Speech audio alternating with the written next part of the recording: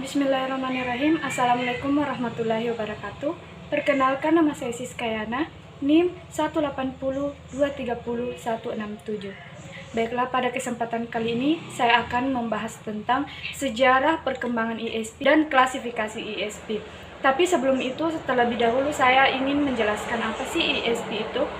English for Specific Purpose atau bahasa Inggris untuk tujuan khusus adalah suatu pendekatan baru dalam pengajaran dan penggunaan bahasa Inggris untuk bidang dan kajian khusus yang sesuai dengan kebutuhan bidang ilmu dan profesi pengguna bahasa Inggris tersebut.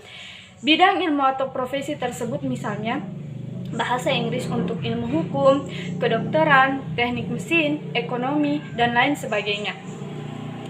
Itulah tadi penjelasan singkat tentang ISP. Sini selanjutnya sejarah perkembangan ISP. Terlebih dahulu kita harus tahu apa sih yang mendasari ISP ini masih tetap ada. Yang pertama, pendapat Huang 90 and 99. The need to speak English in an international trade is urgent.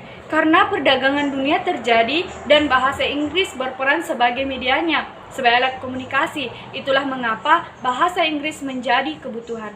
Bahasa Inggris diajarkan ke semua aspek of international trade ini, perdagangan dunia. Itulah English for Specific Purpose ada di sana. Selanjutnya, menurut Dudley Evans 90 and 98, ESP movement can be categorized in a number of ways. Di sini dikatakan bahwa pergerakan ISP digolongkan dalam beberapa hal.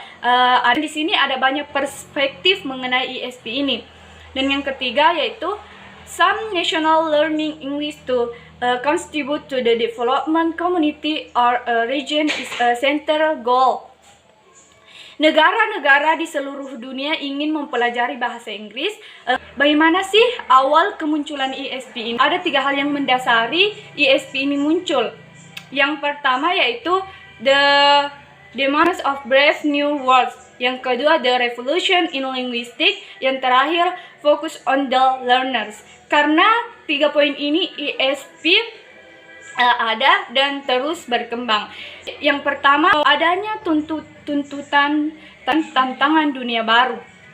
Jadi di sini ada 2 faktor yang mendasari. Yang pertama, adanya peran dunia kedua. Yang faktor kedua itu the oil crisis, krisis minyak. Faktor pertama adalah the Second World War. Peran dunia kedua ini ternyata berpengaruh besar terhadap perkembangan ilmu, pengetahuan, teknologi, dan ekonomi. Semuanya bersaing dan ingin menimbulkan satu perubahan, yaitu munculnya bahasa Inggris sebagai bahasa internasional.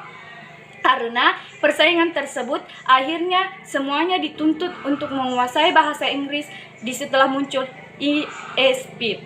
Faktor kedua yaitu tentang komunikasi antar negara dalam menjalankan bisnis antar negara, dalam melakukan perdagangan antar negara. Yang kedua yaitu the revolution in linguistics.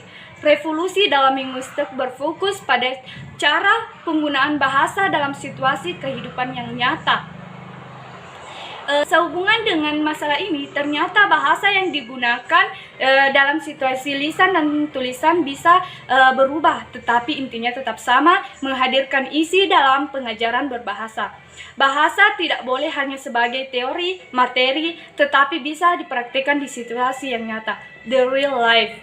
Menurut sejarah, pada akhir tahun 1960-an dan awal tahun 1970-an, beberapa upaya besar dibuat untuk menjelaskan bahasa Inggris untuk science and technology.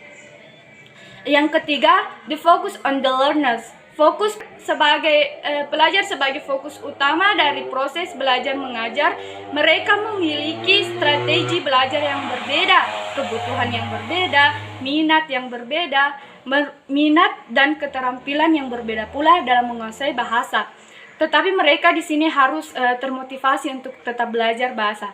Sehingga karena adanya tuntutan tersebut, sehingga membuat ISP course itu harus disetting memenuhi ke arah kebutuhan dan keinginan tadi dari learners. Itulah muncul ISP. Oke, selanjutnya saya akan membahas tentang the classification of ESP.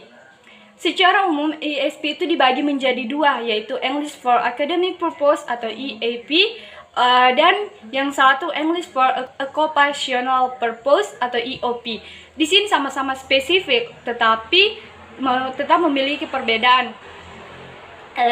English Academic Purpose adalah pelajaran bahasa Inggris untuk tujuan dan kebutuhan akademik. Sedangkan English for Occupational Purpose itu adalah pembelajaran bahasa Inggris untuk tujuan atau kebutuhan pekerjaan dan training. English for Academic Purpose memerlukan pelatihan siswa, biasanya di lingkungan pendidikan tinggi, untuk menggunakan bahasa yang tepat untuk belajar. Ini adalah salah satu bentuk bahasa Inggris yang paling umum untuk tujuan tertentu. Program EAP itu memfokuskan pengajaran pada keterampilan yang diperlukan untuk tampil dalam konteks akademik berbahasa Inggris di seluruh bidang subjek inti yang umumnya dihadapi dalam program universitas.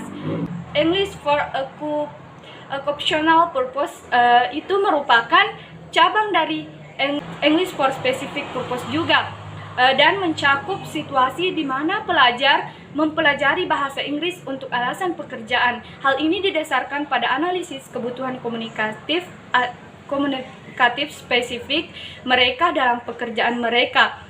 Jadi, karena adanya tujuan tuntutan pekerjaan, sehingga bahasa Inggris menjadi kebutuhan untuk mereka pelajari, karena adanya tuntutan dari pekerjaan mereka, sehingga mereka membutuhkan pembelajaran bahasa Inggris. Saya kira cukup, kurang dan lebihnya mohon dimaafkan. Assalamualaikum warahmatullahi wabarakatuh.